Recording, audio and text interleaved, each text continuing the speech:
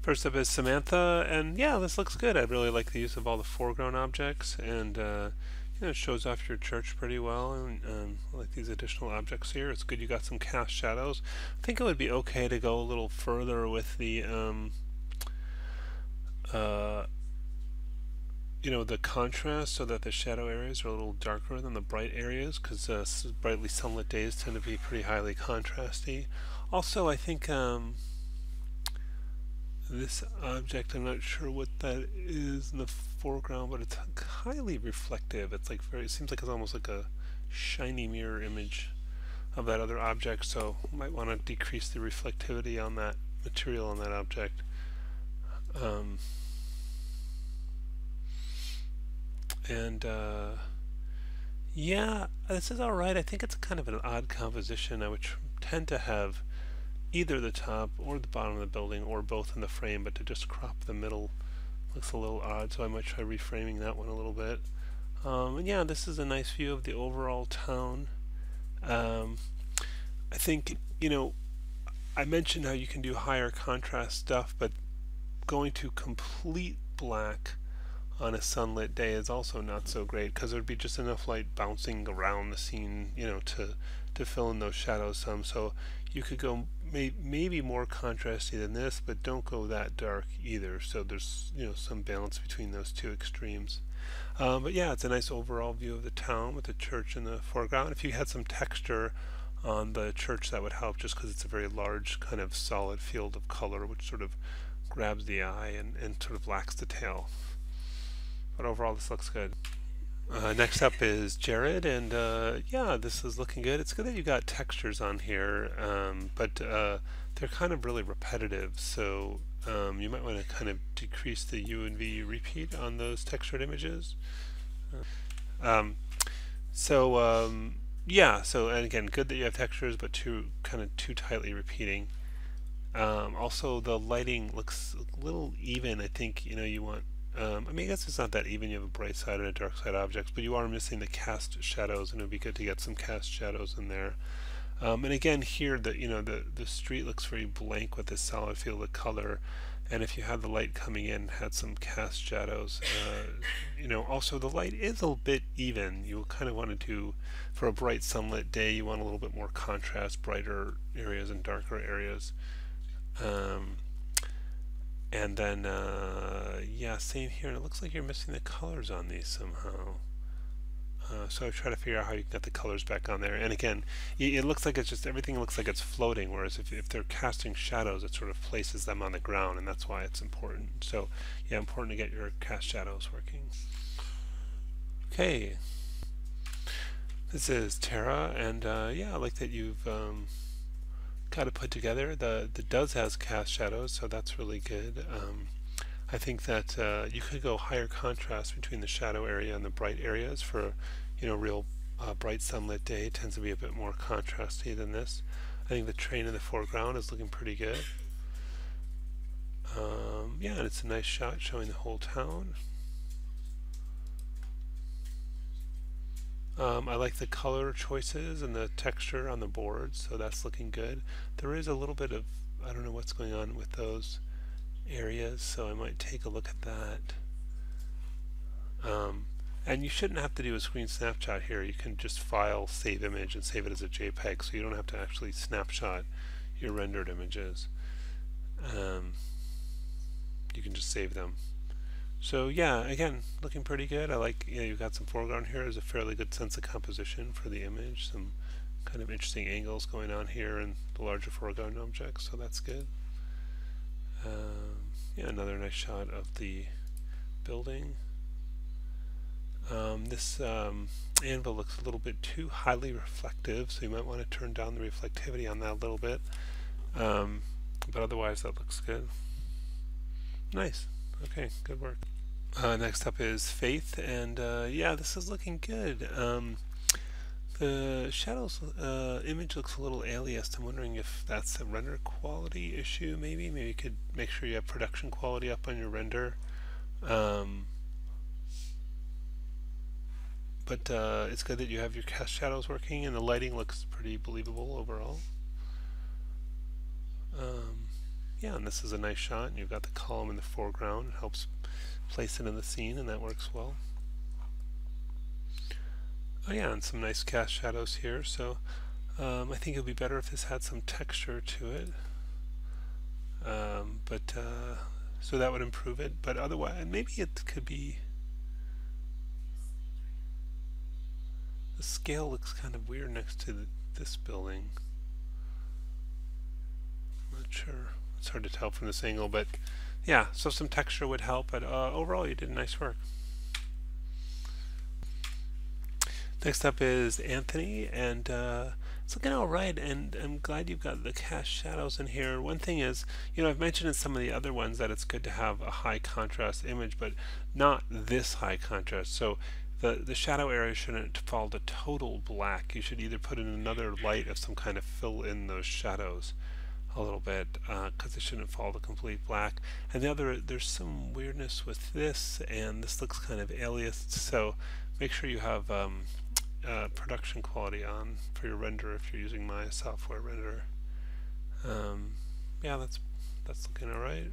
Same issues, and yeah, kind of similar. You might try something, trying to get some foreground objects into the shot, putting the camera so there's something between the camera and the main subject really helps kind of place it in the scene and add some interest and depth to the shot. So you might try stuff with a little bit more foreground, and these are all kind of variations on roughly the same idea. So I would try to move the camera down, maybe having another part of a building or a column or a prop in the foreground will give the scene a lot more depth and kind of place it in there a little bit better. So I would try some different angles like that, because of all these angles are fairly similar idea, wide shot kind of thing. So that would improve it, getting foreground objects in there.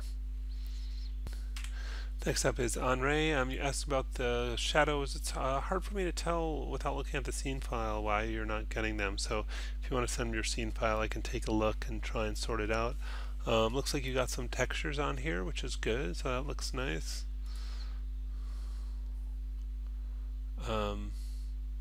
Yeah, maybe a little bit bright and saturated on this side, maybe kind of toning it down a little bit.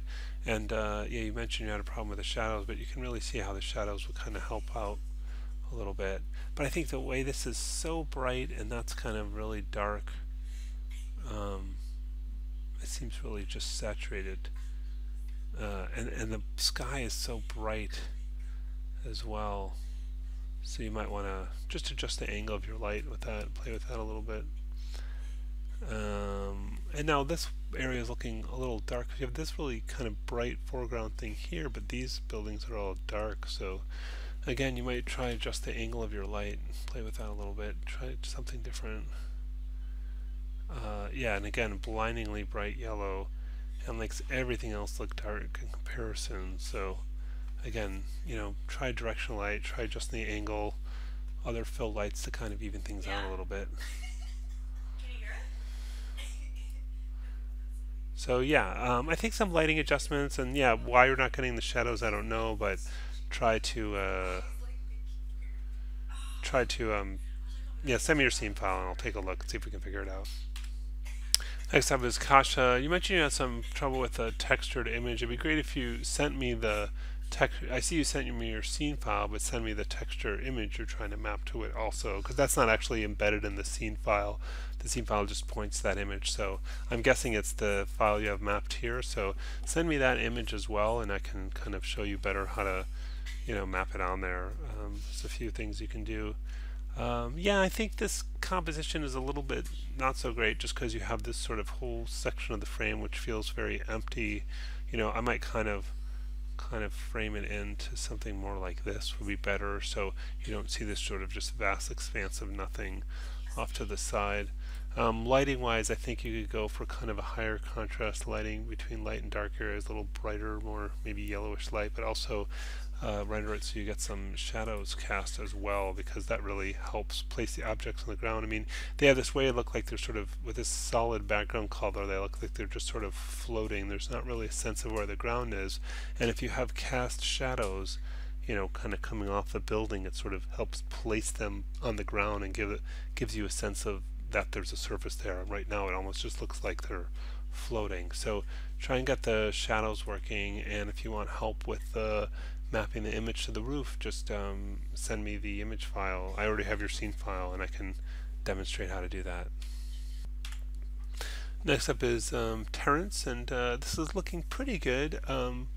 You're getting this sort of graininess here, which makes me think you're using the Arnold renderer. I'm just guessing, but that's what that usually, when I've seen that graininess, that's what it usually comes from. So it also looks like you're getting some of the global illumination stuff that comes with Arnold as well. So if you are using Arnold, let me know. You know, you can send me your scene file. I can show you some stuff with Arnold to get it cleaned up. But looks like you're. Are you getting? Yeah, I guess you're getting some cast shadows with the lights kind of coming this way. I mean, it's sort of just composition-wise. If the shadow's in front of the object, it helps sort of place it on the ground there. You wouldn't have such a blank surface here. By the way, for those who don't know, the Arnold renderer is the renderer that comes with Maya 2018. And I could be wrong, but when I see that grain, that makes me think of Arnold. And I'm wondering what this sort of weird kind of artifact thing is in here. It's probably some problem with the surface, so you might try to replace that bit of surface or something to get that to work better. Yeah, and again, there's some kind of weird artifact there. So, yeah, I mean, it's weird that, you know, I can see, I guess the light's kind of coming from here, hitting that forward, so so we see a very dark cast shadow here, I think, unless that's some other surface. I'm not sure. But yeah, there's clearly some cast shadows in here. I can see them there and here, but there's not something kind of in front of the building to help place them on the ground. So I might try a slightly different light angle and see if you like that better. Next up is Justin, and yeah, it's good that you got some textures on it, although these ones are looking a little stretched. So you might try mapping those on differently or adjusting the UV repeat depending on you have them. If you send me the scene file and the texture, texture image that you mapped on, I can show you how to improve that a little bit. But yeah, you got the lights in there, you got the cast shadows. I tend to like somewhat, for a bright sunlit day, a higher contrast, so a little bit of a darker shadow. Also, the edges look a little aliased, so maybe you can increase your render quality. And I'm not sure what these kind of lines are from. Maybe there's an extra surface in there that you don't need. You might want to check the ground, see if there's any additional surfaces. Yeah, like when I see bits like that, it makes me think there's two surfaces on top of each other. So check that there's not like a second ground in there or multiple grounds or something like that. Yeah, I think this is an interesting point of view, and I might go for a little bit more of an angle on the light, so it's not just going straight down the street. Maybe it could be going at a slight angle, one or the other. And yeah, this is all right. It just, you have this very large kind of blank area here, and it's nice to have some sort of foreground object to just help place the other objects in the scene, give it more of a feeling of depth. So you might try, you know, work with some foreground objects to improve the composition. Next up is Herminia, and yeah, this looks good. You know, these cast shadows in front of the building really help place the objects on the ground. That's kind of what I was talking about before. It makes it feel like they're set there more. There is a lot of aliasing here, so I might look at if you're using depth map shadows, which I doubt you are, but you'd want to create the DMAP filter to kind of soften the edge. Otherwise, maybe it's just a render quality issue, and you want to make sure if you're using my software render that you're using production quality. Yeah, I might try to just play with some more interesting angles, because really these two aren't really substantially different from each other. So try to get maybe in a building or behind a column, get some foreground objects in there to get some more depth. So I think you could, you know, play with the camera more and really try and think about your composition. You know, look at maybe some of the images from example Western movies and think about how they did that. I mean, in a sense, this roof is a foreground object, so that's actually better than some of the other ones. So that's good, but I think you could do a little bit more with that, like getting interesting things in the foreground to give the scene some depth and, put more thought into the composition. But, you've got everything working right, so overall it's good.